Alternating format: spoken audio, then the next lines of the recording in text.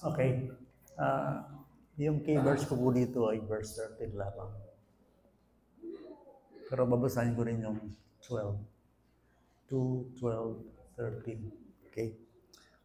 Kaya nga, mga minamahal ko, kung paano lagi ninyo akong sinusunod. Hindi lamang sa harapan ko, kundi higit ngayon, na ako'y hindi ninyo kasama, ay isagawa ninyo ang inyong sariling kaligtasan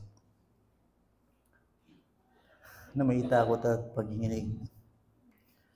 Sapagkat Diyos ang gumagawa, ito po yung key verse 13, sapagkat Diyos ang gumagawa sa inyo, maging sa pagnanais at sa paggawa para sa kanyang mabuting kalooban. Mag-pray po tayo. Panginoon, maraming pong salamat sa inyo.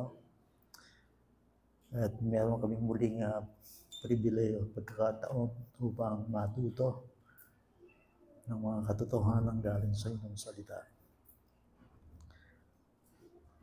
Tinitingala at kinikilala po namin, Panginoon, ang iyo lamang magagawa. So, sa pagpapatuloy po namin ng mga serye na ito, ay buksan mo ang aming puso at kaisipan.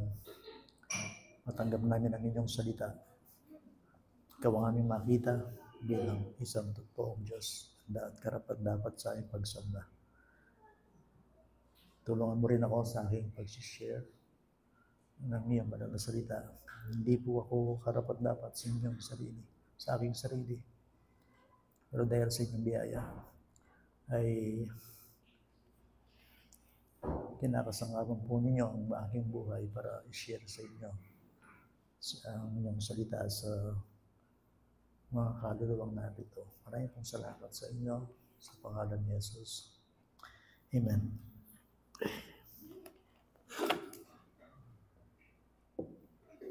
Salamat. Meron po bang first timer sa atin? Wala.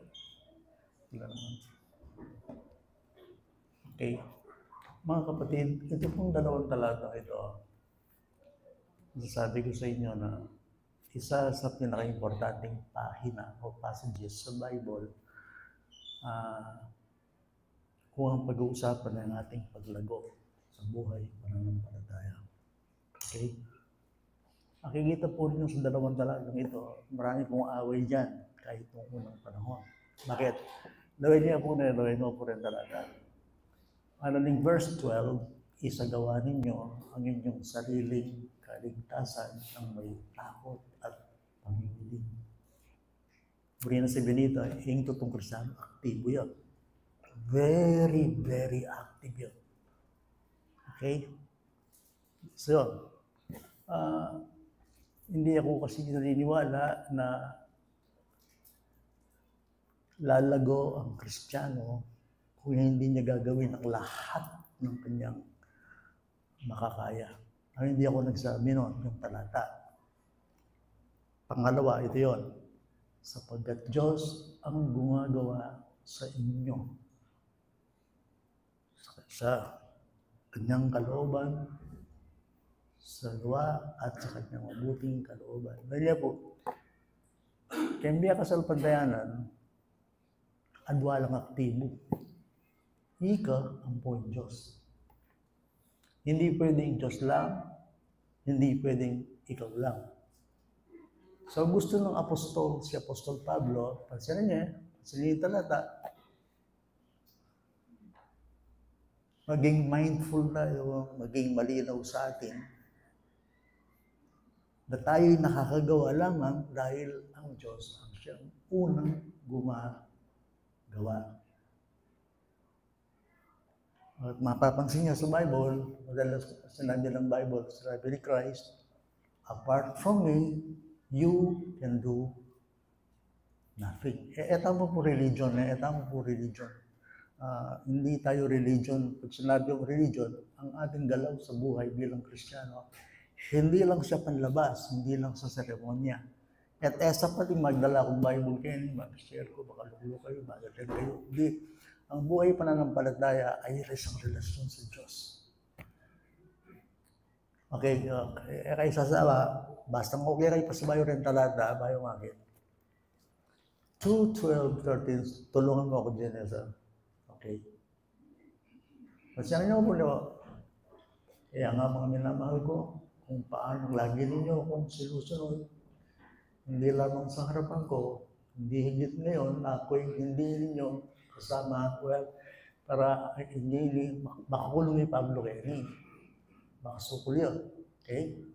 Kaya lang, kahit siya nakasukol, ang Diyos hindi siya nakakulong.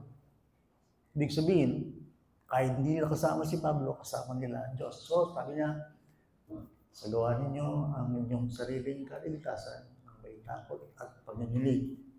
Ibig sabihin niyan, kung gusto ng Kristiyano na siya lumago, magiging aktibo siya. With seriousness, with gravity, with fear and trembling now. Bakit niya gagawin yon? Dahil ang Diyos ang unang gumagawa. Okay? Sapagkat ang Diyos ang gumagawa sa inyo, maging sa pagnanais at sa paggawa para sa kanyang mabuting kalooban. Okay, payaran po ng inyong palig. Nung sinabi ni Pablo, work out your own salvation, hindi ibig sabihin yan, gawin niyo ito para maligtas kayo. Hindi ganon. Okay? Ang mga tao dyan na kinakausap ni Apostol Pablo ay mga taong nagtataglay na ng kaling. As they already possess this great salvation. Okay? E natuturukin, i-produce ang sarili ng kaligtasan. Hindi ka natuturukin. Hindi. Huling ligtas kayo, dahil nasa inyo ang kaligtasan ito, isagawa ninyo. Ibig sabihin nito, ayahin nyo ito'y lumago. Ayahin nyo ito'y tumibay. Ayahin nyo ito'y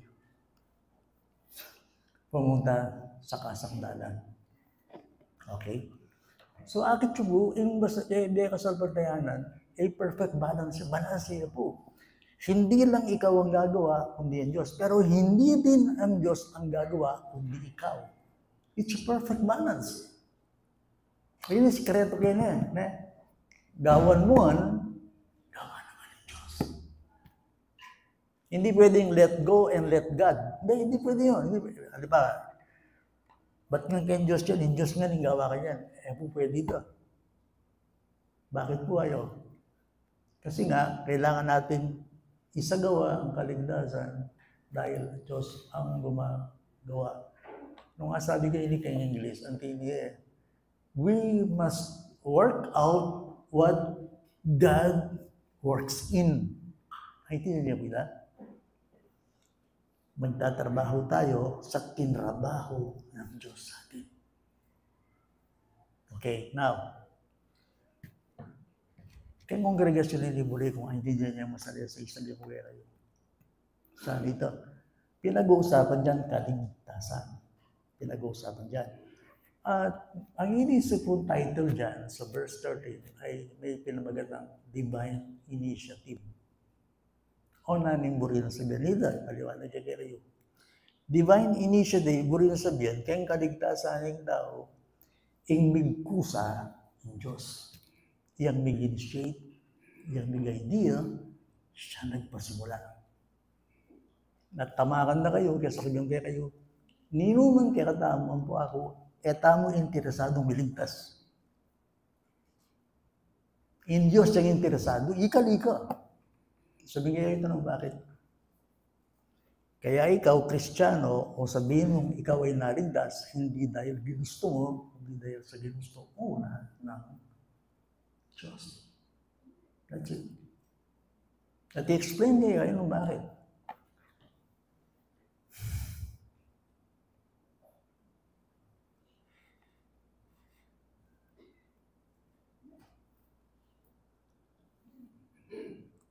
Okay. Lahat ng pasimula at galaw tungkol sa ating kaligtasan, Diyos ang nagpasimula. All is of God. Let me repeat that. Ako, teka kung sariling nature, ang buhay kayo, tayo interesadong biligtas. Tayo pahintunan yan. Ang Diyos, ang siyang may interest sa atin upang tayo iligtas. Ninidalan na kong pasbahay kayo ng classic talata ng Bible, Ephesians chapter 2. Okay? Chapter 2, babasahin natin yung 1 to 3. Sabi ko kayo wala kayong Bible, at suotin na akong screen. Okay? Okay? Remember, ang pinag-uusapan natin dito is your own salvation. Your own salvation. Okay? So, babasahin natin Sasamahan niyo ako. Okay? Okay. Chapter 2, verse 1. Anong sabi dyan? Kayo nooy mga patay sa inyong mga pagsalamsang at mga kasalanan. Ano daw tayo? Patay. Ano yung ibig niya? Metay ka kay Diyos. Wala kang signal. Wala kang interest. Wala kang panlasa. Kayo interesado kayong kaluluwa. Kayo interesado kay Diyos sa mga bagay ng Diyos. You are dead in sin and trespasses. Okay? Kayo nooy, patay. Yung tao, metay kay Diyos. English mo yung metay kay Diyos. Okay? So, kasunod yan, na dati ninyong nilakaran ayon sa lakad ng sanlibutan ito. Okay? Doon buhay ang tao. Buhay ang tao sa world. Okay? Pagdating sa mga bagay ng sanlibutan, aliw na aliw tayo. Ano yung ibig sabihin ng sanlibutan? Itang saya keng yato, itang pansamantala. Pero na ko dati, at ganun din ang marami sa atin. Kaya yung spiritual, alatang interest ka kasi may tinatangopin Okay? So, ayon sa lakad ng sanlibutan ito, sabi ng Bible, ayon sa pinuno ng kapangyarihan ng ikapawid, ang espiritu na ngayon ay gumagawa sa mga anak ng pagsuway. Nilini. Yung Satanas. Tayong lahat ay dating nabuhay sa gitna ng mga ito, sa mga pagnanasa ng laman, nating ginagawa ang mga nais ng laman at pag-iisip at tayo nooy katutubong mga anak ng kapuotan, gaya naman ng mga iba. Ladies and gentlemen, to tell you frankly, sabihin mo kayo, itangan, papunta tangan impyerno. Kaya ang direction mo. Bilang makasalanan, mag-rebelde tayo kay Diyos. Okay, ang gumawa ko hindi naman kayo, lahat tayo ay papunta ng judgment ng hell. Lahat. Okay? Dahil nga diwa, ang akitsura, kung toro tutwala, lalo lang lumawag kay Diyos din. Kung hayaan tayo ng Diyos sa ganitong kalagayan, lahat tayo ay lalayo. Well, you accept it or not, but yun ang scripture. Ang tao na wala kay Kristo, habang tumatanda, lalong tumitigas sa kanyang ulo. Remember that? Nung mag-birthday ka kanya, 30 years old, 31 years old, 32 years old, 40 years old, nung alaka kang Kristo, lalo kalala. That's why ako wala akong galang ka rin mag-birthday. Nung alay kang Kristo. Ala ko talaga kagalang-galang. Happy birthday to you. Happy birthday to you. So what? Ano happy birthday? Kung wala ka sa Panginoon. Naning birthday. Yung birthday, sumpaya kayang tao. At wala kayong Bible dahil birthday, at kayong birthday na ginawa ng malala, Herodes ang Pulpiro. Ang ibig sabihin, habang tumatanda ang tao, kung wala siya sa Panginoon, lalo siyang titigas at lalayo sa Diyos dahil ang direksyon natin papunta lahat doon. Kaya kayo nga, pero sinasabi ko lang sa inyo ito. Sinasabi ko sa inyo, nung paborin nakatamo ng Diyos, kanya katang kalagayan, may pahamak-tamak talaga. You know, John 3:16? Din na mirita. God so loved the world that He gave His only begotten Son, that whoever believes in Him, what? Should not perish, but have everlasting life. Paano nakilala kayong Ginoo at dahil aliwa? Sabihan mo kayo, kung hindi natin nakilala ang Panginoon, palala ka. Hindi ka pabuti. Dahil itong direksyon ito, dapat natin danasin ang poon ng Diyos. Ay, hindi nyo, ang tao mo, kalaburang umakat mga kapatid. Na pag-interesan, miligtas siya. Na pag-interesan to. Hindi niya hahanapin ang kaligtasan ng kanyang sariling kaluluwa. Hindi niya hahanapin yun. Dahil ang lakas ng agos ng sanlibutan. Ang buhay natin talagang makasanlibutan. Kung ano ginagawa ng iba, yun ang ginagawa natin. The force, the power of this world. At mo iba, di brother rin, yan ang may kakilala kang gilid, Nino rin. Brother Ruben, di kami. Senior na kami, pansin na nyo. Nung ngayon, may kilala nyo, lala ka. Sana kaya lalala. Uling kaya Bible, declare, kung turong tutwa yung taong wala kang nyo, lalo yung sunya sa buntok. Ibig sabihin nun, lalo siyang lalayo. Sa Diyos. Tingnan niyo yung sarili niyo ngayon. Kayo ba'y patuloy na balad sa Diyos o palaho? So, kinukwento ko lang sa inyo ang nature ng tao sa kanyang kalagayan kung hindi niya kilala ang Diyos. Ang makanano po hindi, Pastor, makanano kami. That's why, makanano lang.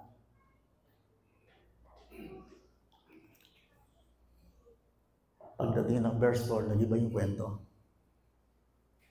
Alam niyo yung verse 4.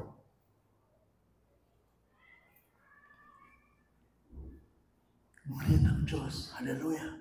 There is the gospel. But God, see?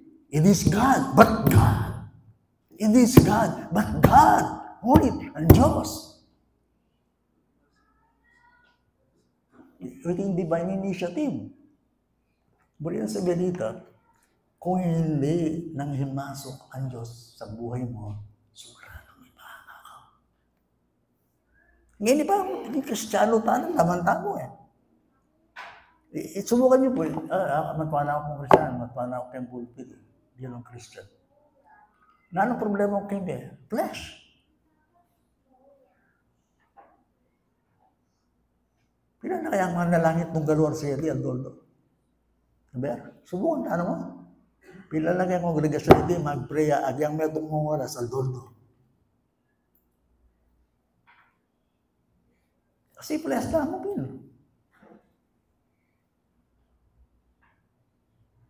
So, pumasok ang kaligtasan natin. Paano nangyari ang kaligtasan natin? Ito nga sinasabi ko sa inyo. Sugalit ng Diyos.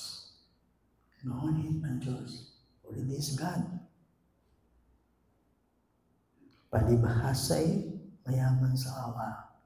Dahil sa kanyang malaking pag-ibig sa atin, maging noon tayo mga patay sa pamamagitan ng ating mga pagsuway, binuhay niya tayo kay Kristo. Hallelujah. Sa pamamagitan ng biyaya, kayo'y naligtas. Naning linog. Itong sinabi ang kaligtasan, biyaya. Okay? Pag sinabing kaligtasan, biyaya. Pag sinabing biyaya, ang nauna sa buhay mo ay ang Diyos. Ang linaw naman nun. So, our salvation was God's initiating. Ang nagkusa, ang may idea, ang nagpasimula sa kaligtasan mo, ako, Diyos. Hindi ko kaya po. That's why divine initiative, ayon dito sa banal na kasulatan.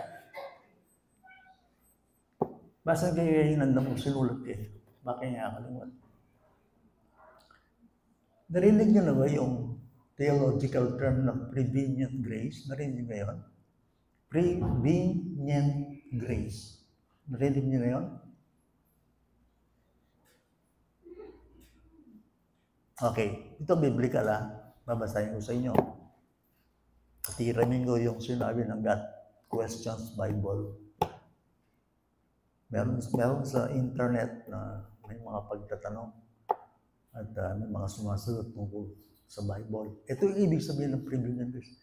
Isusunod tayo pong prevenient, nauunang biyaya. At dinipang dito, prevenient grace used to describe the grace given by God that precedes the act of a sinner. Tagalogin ko Ang nauunang biyaya ay ang biyayang ibinigay ng Diyos na nauuna bago pa umakto ang tao. Okay. Now, ito yun. That before a sinful man can seek God, God must first have sought the man. Burin na sabihin nili, bayune paintunan ng tao, yung Diyos, kailangan ng Diyos, paintunan niya pa yung tao. Tulungan mo ako dito. Romans chapter 3, verse, hindi ako nakakamali, 11. Kaya kayo mainit na babagal kaya ba yung kaintindihan yung share ko kaya kayo. Very important siguro ang topic hindi kaligtasan. Okay. Ano sabi riyan? Wala ni isang nakakaunawa, wala ni isang humahanap sa Diyos. Siya yan. Yan ako, yan kayo, kapag hindi tayo pinakialaman ng Diyos, hindi natin hahanapin ng Diyos. Kaya kung madalas sabihin kayo yung tao, pahintunan yung blessings, pero ano yung Diyos? Buring yung blessings, hindi mo yan buring yung blessings. Pero iba ang Diyos. Yung tao, buring na blessings, pero ano yung Diyos? Bakit natin tayong tao? Makasalanang kupin yan. Halimbawa, kayong lugar na ito, pahintunan mo kayo ito. Buring yung nakilala yung Diyos. O magparadot ka, mag-fellowship ka mo kayo ito. Para mo masabi ng ating church. That's karnal. Ali, atsuda mo kayo ito. Buring tayong kakilala yung Diyos. Kaluluk-luk yan, tambing-tambing kilala mo yung Diyos. Dahil nga, di ba, yung isang mag-aaral, buring matuano. Atsuda kayo ito, para kilala mo yung Gino. Narito tayo, lahat tayo. Narito tayo upang hanapin at makilala. Kaya nga, kapag nagsisermon ng pastor, inuunawa ninyo ang mga doktrina, ang mga aral. Kasi gusto mong makilala ang Panginoon. Kayo tambing man itong saya. Mali ito. Mali yung saya, tambing. Mali yung gagad-agad growth. Mali yun. Ang hunang-hunang hanapin mo yung Panginoon. You want to know Him, kaya nga magtsatsaga kang mag-aaral, magtsatsaga kang makikinig, inuunawa mo, kung pwede na magtanong nga. Hindi yung kahit sino magsalita rito, alakan kimi, baka kanyang kamo. Mali, usto, po, dito. Why? Kasi gusto natin dito, makilala ang Diyos. Blessings later to. Pag hinahanap mo ang Diyos, ang blessing, nahabol sa'yo Gusto natin makilala ang Diyos. That's why gusto natin. Di ba, last Sunday, sinabi ko sa inyo, in Kristiyano to, burin na yung katutuan. Pahintunahin ito. He loves the truth. We love the truth. Mo itang kumpas na yung kasalbanda payalo sa iyo. Ako, ba't ko po yung Pentecostal? Ko po atawaran siya. Ba't ko yung maragula kongregasyon? Kaya ko ni grow sa lesa. Si Pursaya. Alaki ang foundation. Kaya mag-aral mo sa lesa. Burin mo itang saya. Kaya ka, kanyang-kanya nanda kami mo yung preaching. Kaya ko ni grows, yung salbanda. But my friends, kung akilala mo yung burin mo, akilala mo yung Diyos. That's why makikinig ka, inuulawa mo. Burin tuto. Burin mo yung word. Gusto marinig. Kaya lang yung kalagayan nito, walang humahanap sa Diyos. O bakit na? Makasalanan niya, piling tao eh. Eh mag-interesting tao niligtas. Eh kayo wala ka dito. Kung kaya kahit may tao na minsan, collapse, bagsak kayo business. Kanina tayo mo, tikyak eh. Ano na yung bait ng Diyos? Sometimes, naghahanap lang siya ng solusyon sa kanyang problema. But my friend, pagdating sa Diyos, walang naghahanap sa kanyang kahit isa. Why? Inulit ko.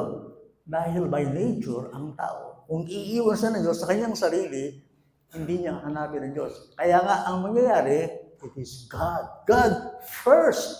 But God. And He made us alive in Jesus Christ. Kutanda ko yan eh. Di ba pag sinabi natin Kristiyano tayo, na kay Kristo tayo, ang tanong, bakit ka na kay Kristo Jesus? Bakit ka na sa Kanya?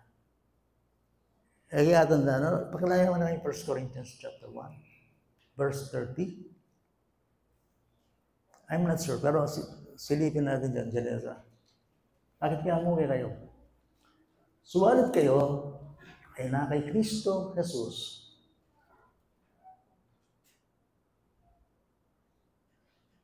Tuwin ka na yun mo.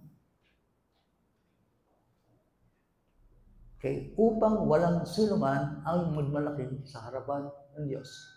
Suwalit kayo ay na kay Kristo Jesus na naging karunungan para sa atin tayo mula sa Diyos at katuwiran at kabanalan at katubusan.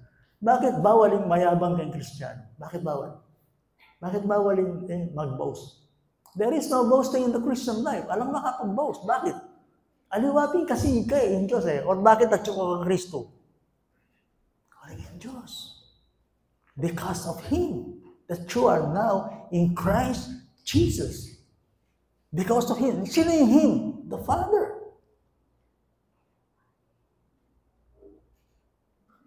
So, yung salvation ng tao, all is of God. From first to last, it is God. But God.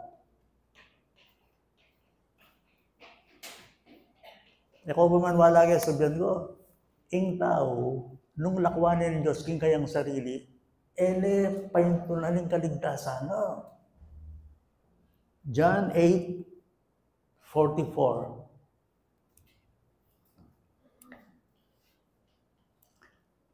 Ito po mga kapatid, no? Ito po mga kapatid. Hindi po ako po opinion. Hindi po ako po interpretation. Ako po opinion. Pero yan mismo, salita niya. Yan, no? 8:44.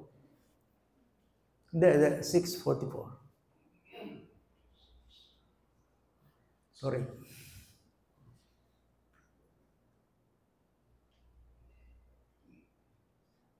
Nangasabi ko kanina, walang taong makakalapit sa akin. Maliban, ilapit siya ng Ama na nagsugo sa akin at siya'y muli kong bubuhay sa huling araw. Anong ibig sabihin niya? Please listen to me. Please listen to me.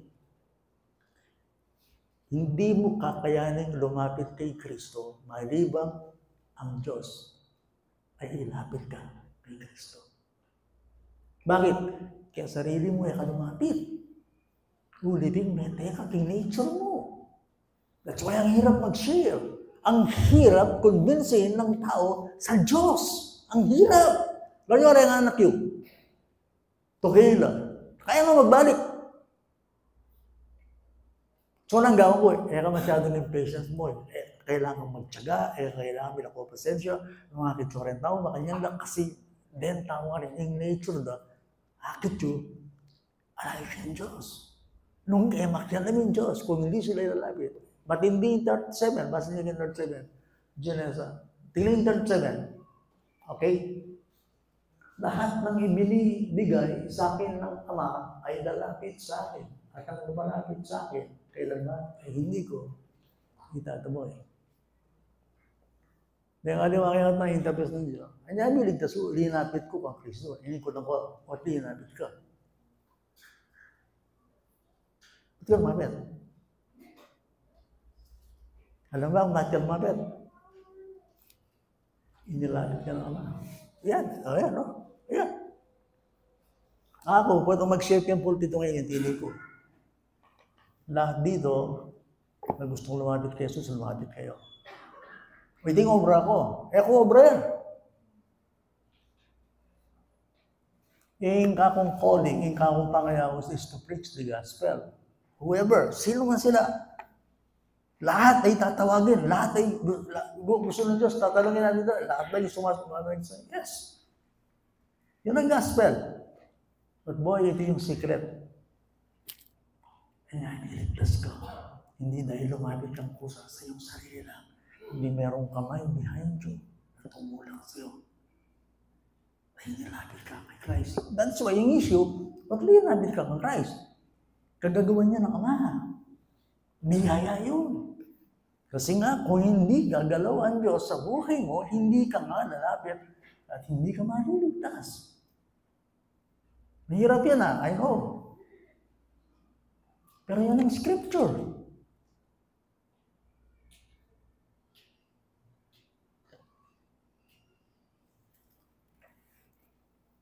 So, sinishare natin yung gospel. Gusto natin lahat ng tao tumanggap kay Kristo. Pero sa kabila ng lahat ng ito, lalapit lamang ang isang Kristiyano, tao, kay Kristo dahil sa awa at sa biyaya ng Panginoon. That's why divine initiative, it is God. Because God, dahil ang Diyos, it is God. Hindi na-ascribe natin sa Diyos lahat ng pagpupuri. Tingnan natin yung Romans 8:7.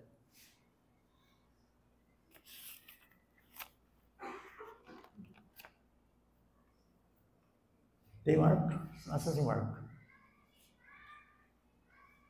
Hanggang anong oras ako dito? Yung hindi ako pagagalitan na.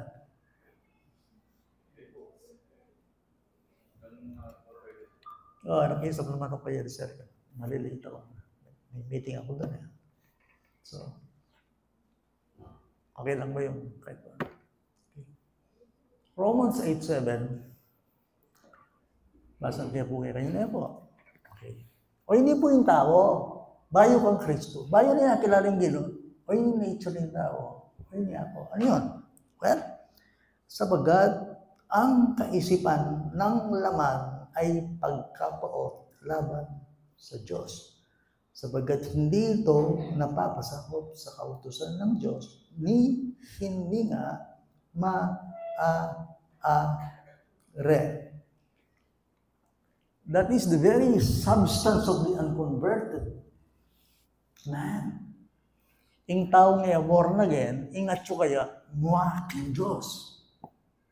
Hatred against God. Ing sangkap na ning tao, ing tao pa born again, ing sangkap ning pangatao na, muwayak ng Diyos po. So, yan yung nature? Yes. Kaya nga, hindi niya kayang pasakop, hindi niya kayang sumunod, hindi niya kayang maaliw, hindi niya kayang talagang maging kasiyahan, paglingkuran, hindi niya kayang mahalin ang Diyos. Ano sa kanya? Hatred against God.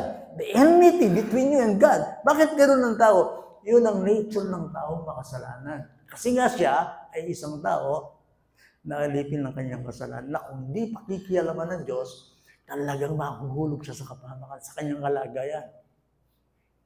The very substance, ing sangkap na ning tao. Sagol-sagol ni Pastor, bro, mo sa'yo, mga kong Diyos. Yes. Unin ko itong kaya ka. Mahal mo ang Diyos. Mahal mo siya. Hindi ba pag sinabing pag-ibig, pinapakita mo talaga yan. Pag inibig mo ang tao, let's say asawa mo, pamilya mo, ano man, pag sinabi mong iniibig mo, pinapakita mo talaga yan. Action talaga yan. Ngayon, ikaw na kayo. Kaguran ng Diyos. Sabi mo kaya, bakit? Kung hindi mo mahal ang Diyos, tinamumuhian mo siya. 12:30 na ni Matthew, he that is with me is not against me. He that is not with me is against me. Ibig sabihin, ang hindi panig sa akin ay laban sa akin. Kaya kasalbantayanan alang neutral. Hindi yung ayaw mo kay Satanas, ayaw ko rin kay Kristo. Hindi, kung ayaw mo kay Satanas, mahal mo si Kristo. Kung ayaw mo kay Kristo, pumapawali ka kay Satanas. Yan ang ibig sabihin ng hatred. Naalala nyo si Jesus Christ at si Peter? Matthew 16, naalala nyo? Ang sabi ni Peter, sabi ng Panginoon Yesus, ang anak ng tao ay pagkakadulo, siya ay pahihirapan ng mga matatanda. At siya ay papapatay. At siya ay muling mabubuhay. Ano sabi ni Pedro sa 16? Gumanon siya. Panginoon, hindi dapat mangyari sa ito. Pwede nga pa akong krus. Pagtatanggol kita, parang ganon, para praise. Ano sinabi ni Jesus Christ sa kanya? Lumawat ka sa taas. Ano? Yung isip mo, isip yan tao, yan ang isip ng Diyos. Anong bulis? What can na kini? Yung may itong tao, yung isipan na yung tao, higit kang Diyos, isatan na sita. Nung kayong oras sa iti, pakalukluko kayo, haliwa ko isipan, higit kang Diyos, that is the devil. It's supposed to be lungatsok yan, igalang mo yung pamamaraan, makiramdam ka, lalod mo rin na tao, be humble. Listen and understand. Dahil pag hindi mo ginawa yun, nakuulay yung sarili mo, that is Satan, that is the devil. Basta ni Mark chapter 4, may nakikinig ng salita, hindi inuunawa, pinaparokonan ni Satanas at inahago ang binihing na asik sa kanya. It's supposed to be, in talagang proper na magsamalukluko yan, be humble, makiramdam ka, pay attention, unawain mo ang nahihilinig mo kung hindi galing sa Diyos. Dahil kung hindi Satanas. Wala mo tumigat yan ka ng Diyos na yan. No way, my friend. Yan ang sinabi ng Bible, may alo ko yung Diyos.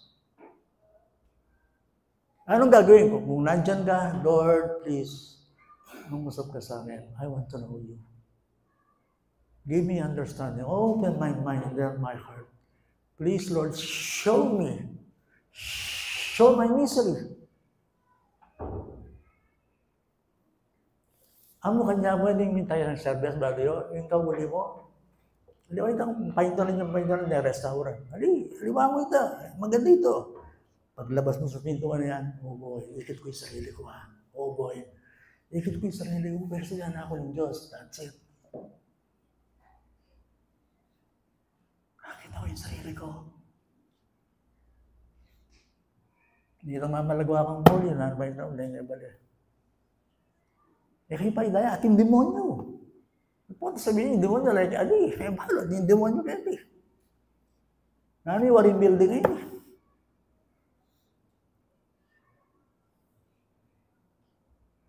Mas siniserve sa inyo, biblical. Kaya ang sabi ng Bible, may mga naahasik, yung binhi, naahasik, hindi inuunawa. Pinaparoon ng usawan.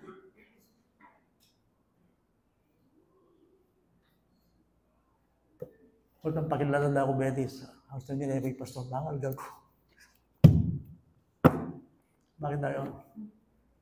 Sabi ko, hindi sige pangarap ka, hindi. Ako pangarap ng usan ng pastor. Ako karapat dapat, usan lang ang pastor. Ang sabi, pastor, yung may harap pastor, may garang pastor, alaki laing pastor, pastor katang ko, alam pastor, ako may garang pastor. Kung pinangarap yung gusto, pero kasi pinangarap dapat, walang iisipan ng Diyos.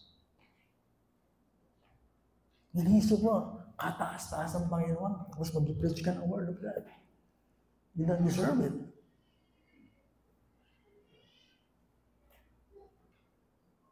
Kaya sinasabi ko lang sa inyo, ang tawagin kang Christian, ang tawagin kang naligtas, ubo, with fear and trembling.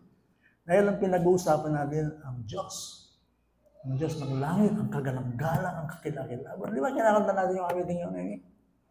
Kamangha-mangha, O Diyos, kapangyarihan mo, taglay, walang makadulupig at wala lang papantay. At saka yung, ano ba yung awiting yun? I stand in awe of you.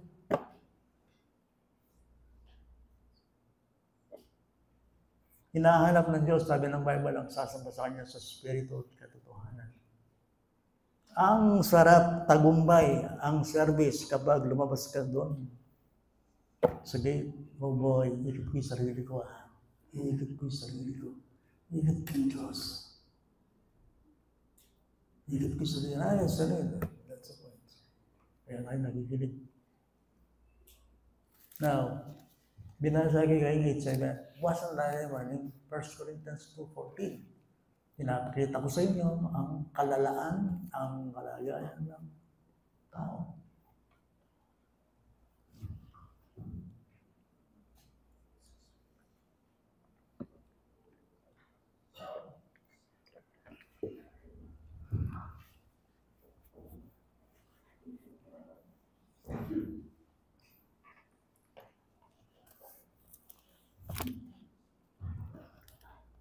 Okay.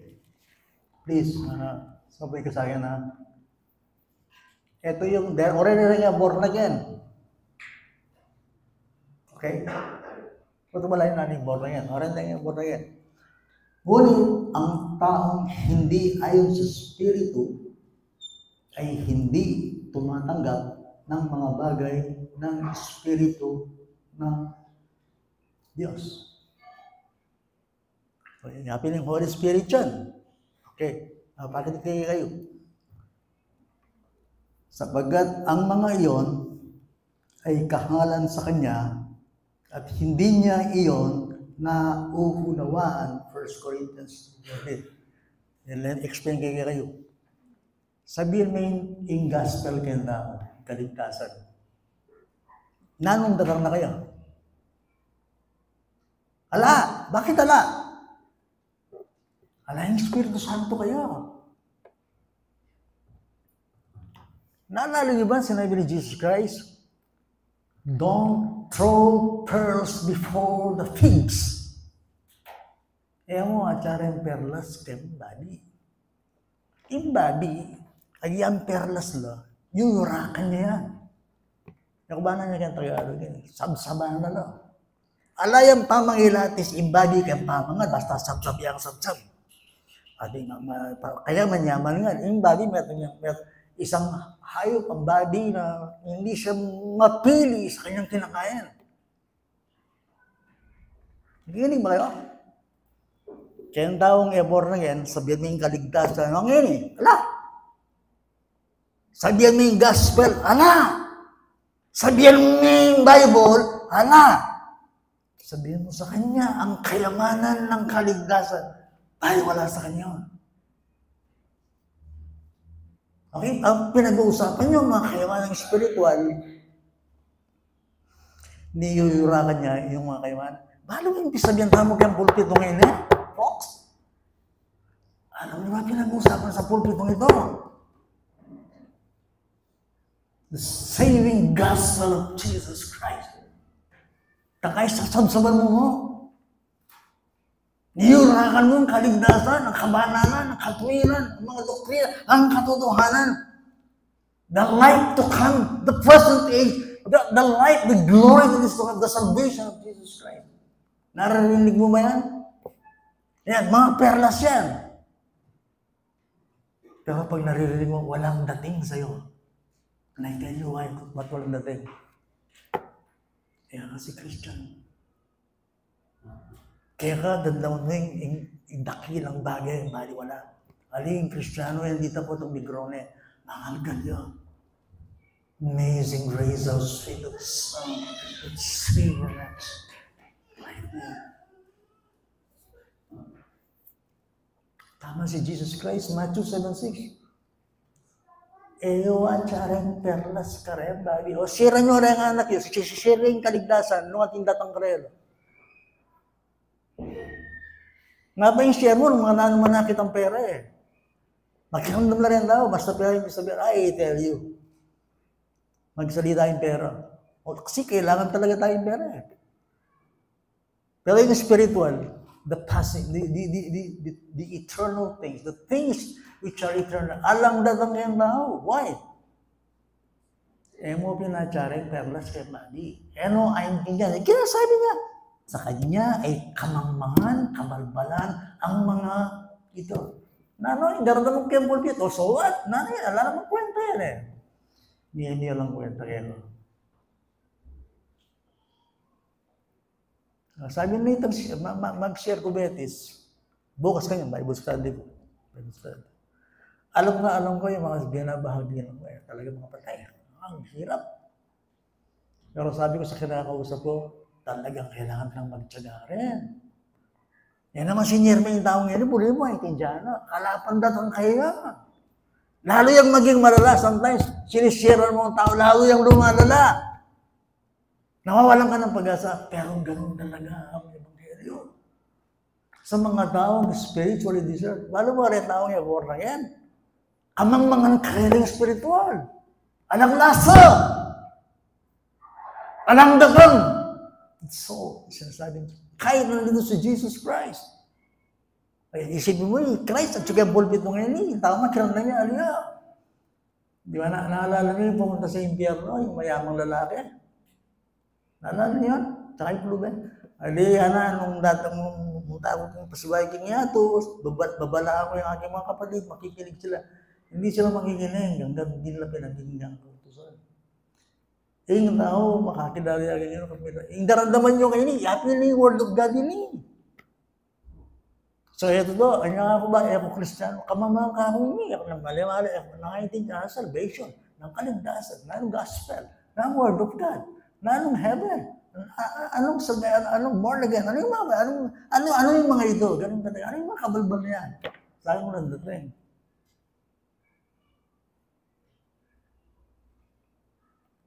Binisita na ako ng bulag kaya wala kapilang mama.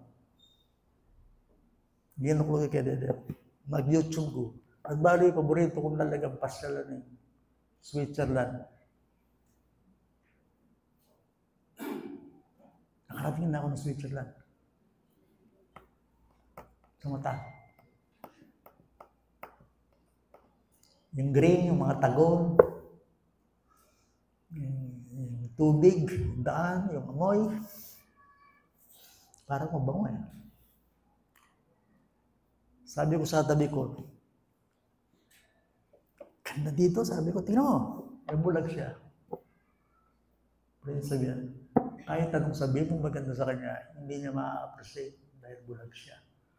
Kaya tao niya dahil spiritual, kahit anong kayamanang spiritual ang ibahagi mo sa kanya, no way.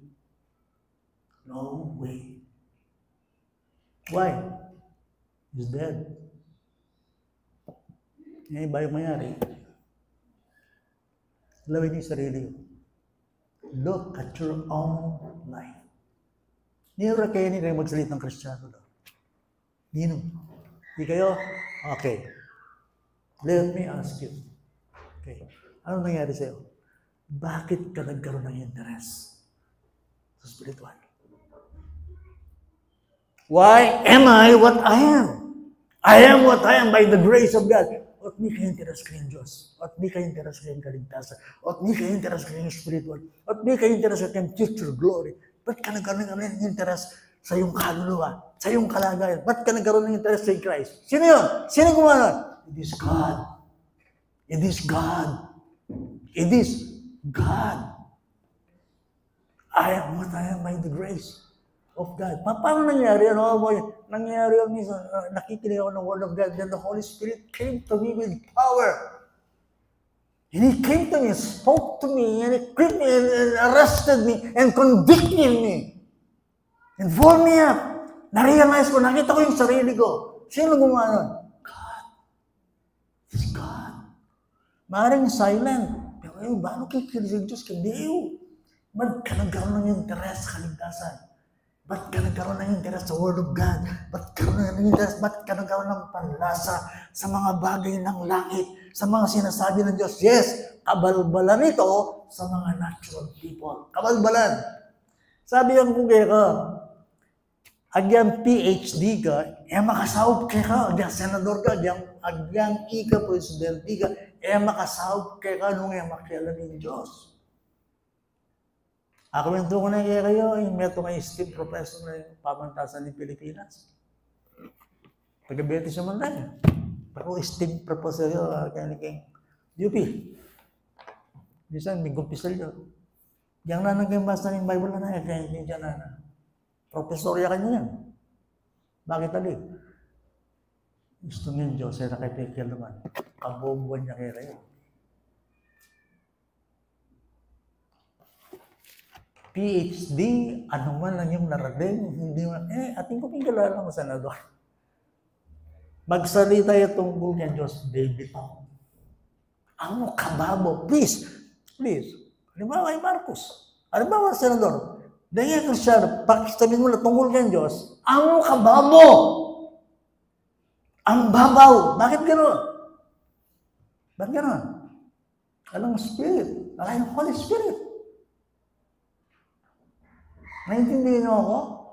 Kasi nga kahit anong talino ng tao, kahit sino ang tao, without the divine assistance and the help of God, you can do nothing.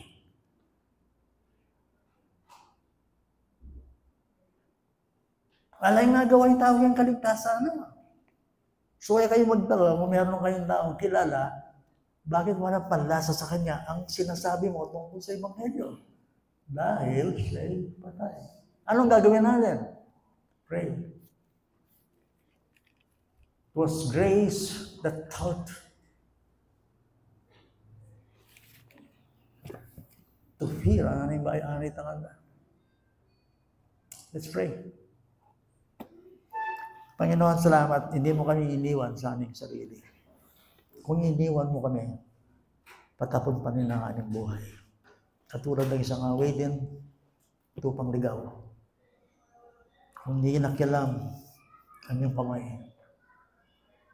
mananatili kami sa aming kamatayan, sa mga bagay na espiritual, ang aming pagkabulag, ang aming kawalan ng interes. Totoo naman, palagi Panginoon, totoo naman po.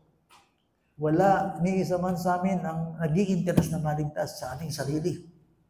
But God, it is God. Kung bakit ngayon ay nagkakaroon kami ng panlasa, interes sa iyong salita, nagkaroon kami ng pangunawa. Nakita namin ang aming sarili, binuksan mo ang aming puso. O Diyos, sa mga bagay na kailangan namin matutunan sa buhay. Lord, ikaw na nagpasimula sa buhay namin. Yan ang sabi ng aming teksto. Ang siyang magtatapos nito hanggang sa araw ng Kristo. Na ang aming kaligtasan is all is of God. Diyos ang nagsimula, Diyos ang magtataguyod, Diyos ang magtatapos nito. Lahat ng aming papuri ay sa inyong pangalan. In Jesus' name we pray. Amen. Nakikiusap ako na awitin natin ang awiting Amazing Grace. Tumayo tayo po. Pwede. Biyayang ito ay awitin natin.